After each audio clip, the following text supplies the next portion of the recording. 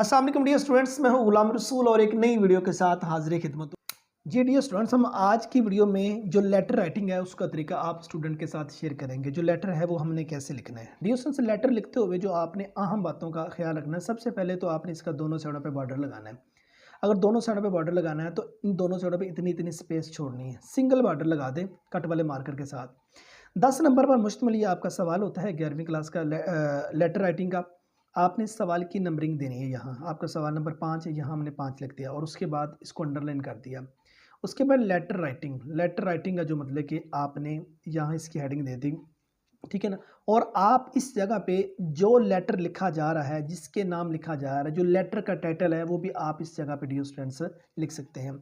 तीसरे नंबर पे आपने क्या काम करना है, जो लेटर का आगाज़ है, एग्जामिनेशन हॉल लिखना और उसके बाद कॉमा लगाना है। ये 3 लाइनें आपने प्रॉपर मार्कर के साथ लिखनी है, ठीक है। हमने यहाँ एग्जामिनेशन हॉल लिखा और कॉमा लगा दिया और उसके बाद सिटी ABC मतलब कि हमने ये पहले लिख दिया, सिटी बाद में हमने लिखना है। ये तरीका टोटली इसको फॉलो करना है।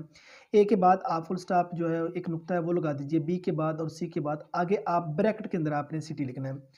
तीसरे नंबर पे आपने जो डेट है उसका उसका उसको लिखना है, मतलब कि मई है 2, उसके बाद कॉमा लगा के आपने 2026 लिख देना है। ये 3 लाइनें आपने मार्कर के साथ आपने दाएं साइड पे लिखनी है, राइट साइड पे लिखनी है।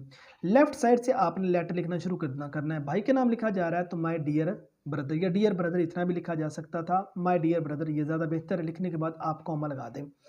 तो फिर जिस जगह पे आपने ये ख़त्म किया है वहाँ से आगे आप लेटर लिखना शुरू कर दें और इसको पैराग्राफ की सूरत में लिखना है।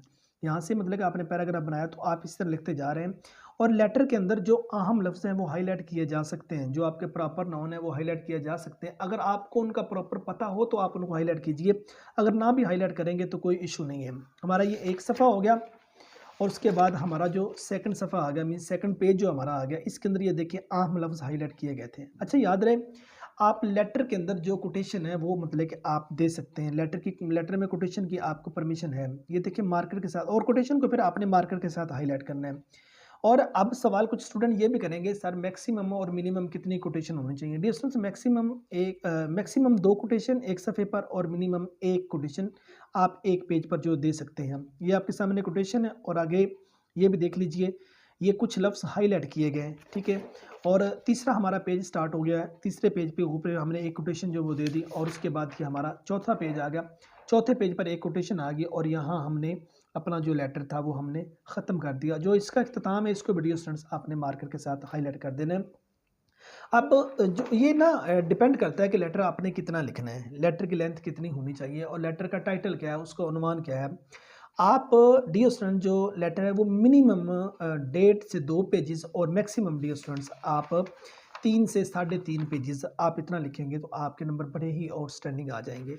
ये वो तरीका है, ये वो वाला पेपर है जो टॉपर स्टूडेंट्स का होता है, जो पेपर में टॉप करते हैं। 90 प्लस जिनके नंबर आते हैं पेपर में, उनका पेपर इस तरीके से अटैम्प्ट किया जाता है। ये वो तरीका आप स्टूडेंट के साथ शेयर किया गया। आप इस तरीके को फॉलो करते हुए अगर अपना पेपर करेंगे तो डियर स्टूडेंट्स आपके लेटर में पूरे नंबर आ सकते हैं।